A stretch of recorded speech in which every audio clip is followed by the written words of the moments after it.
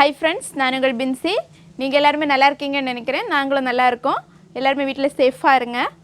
நம்ம இன்றைக்கி case banner எடுத்து க்ளீன் பண்ணலான்னு எடுத்து வச்சுருக்கேன். நிறைய யூடியூப் சேனலில் போட்டிருக்காங்க, இந்த மெத்தடில் பண்ணுங்க, க்ளீன் ஆகும், சூப்பராக புதுசு வாங்குறது மாதிரியே இருக்கும் அப்படின்னு சொல்லியிருக்காங்க. ஸோ நாங்களும் ட்ரை பண்ணலான்னு எடுத்து வச்சுருக்கேன். வாங்க இதை எப்படி க்ளீன் பண்ணுறோன்னு பார்க்கலாம். அதுக்கு முன்னாடி எங்கள் சேனலை சப்ஸ்கிரைப் பண்ணாதவங்க சப்ஸ்கிரைப் பண்ணுங்கள். அதுக்கு பக்கத்தில் இருக்கிற பெல் ஐக்கானையும் கிளிக் பண்ணுங்கள். அதுக்கு பக்கத்திலே ஆல்னு வரும், அதையும் தொட்டுக்கோங்க. அப்போ தான் நான் போடுற வீடியோலாம் நோட்டிஃபிகேஷனாக உங்களுக்கு வரும். வாங்க வீடியோக்குள்ள அடிப்பலாம். நம்ம ஸ்டவ் பேனரை க்ளீன் பண்ணுறதுக்கு நமக்கு வீட்டில் இருக்க பொருளை வச்சு எப்படி பண்ணுறதுன்னு பார்க்கலாம்.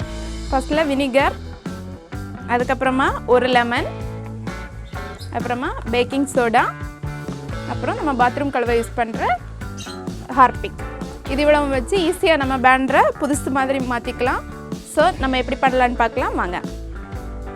ஃபஸ்ட்டில் நம்ம இதே மாதிரி ஒரு பவுல் எடுத்துக்கோங்க. பிளாஸ்டிக் பவுலெல்லாம் எடுக்க வேண்டாம், இல்லை கண்ணாடி பவுல் எடுத்துக்கோங்க, இல்லைனா ஸ்டீலில் பவுல் எடுத்துக்கோங்க.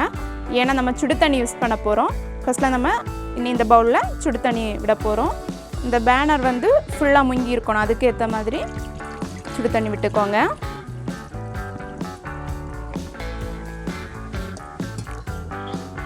அதுக்கப்புறமா நம்ம இந்த பேனரை இதுக்கு உள்ளாடி விட போகிறோம்.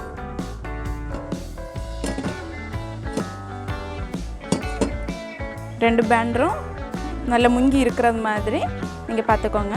அதுக்கப்புறமா இதில் நம்ம வினிகர் விட போகிறோம். ஒரு அரை கப்பு வினிகர் விட போகிறேன்.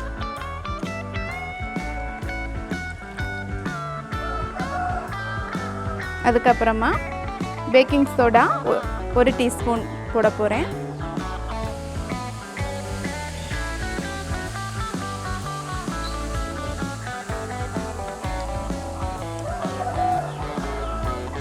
அதுக்கப்புறமா ஒரு 4-5 சொட்டு ஹார்பிக் விட போகிறோம்.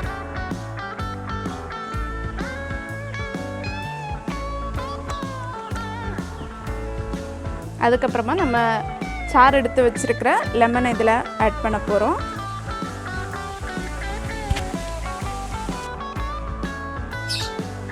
சிட்ரிக் ஆசிட் பவுடர் கிடைக்கும், அப்படி உங்களுக்கு கிடைச்சுன்னா நீங்கள் அதை யூஸ் பண்ணிக்கோங்க. அப்படி கிடைக்காதவங்க நம்ம சாதா லெமனை யூஸ் பண்ணாலே போதும். அதுக்கப்புறமா இது அப்படியே ஒரு 15 மினிட்ஸ் இதை அப்படியே விட்டுருங்க, அது அப்படியே இருக்கட்டும். ஒருக்க இதை நல்லா மிக்ஸ் பண்ணி விட்டுக்கோங்க.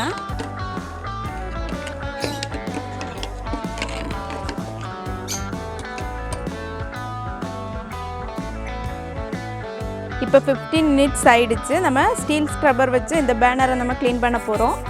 லைட்டாக தேய்ச்சி எடுத்துக்கோங்க.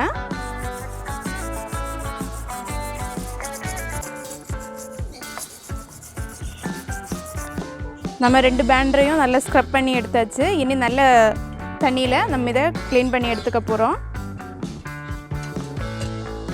நம்ம ஸ்டீல் ஸ்க்ரப்பர் வச்சு நல்லா தேய்ச்சி பார்த்தோம். அதுக்கப்புறமா அதை நல்லா வாஷ் பண்ணியும் பார்த்தோம்.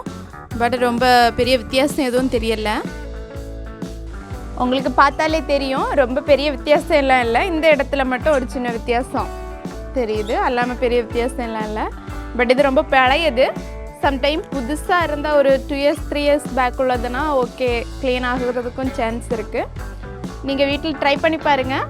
எனக்கு கமெண்டில் சொல்லுங்கள் உங்கள் வீட்டில் என்ன நிலைமை அப்படின்னு. இந்த வீடியோ உங்களுக்கு பிடிச்சிருந்தா லைக் பண்ணுங்கள், ஷேர் பண்ணுங்கள், கமெண்ட் பண்ணுங்கள். தேங்க்யூ ஃபார் வாட்சிங் அவர் சேனல்.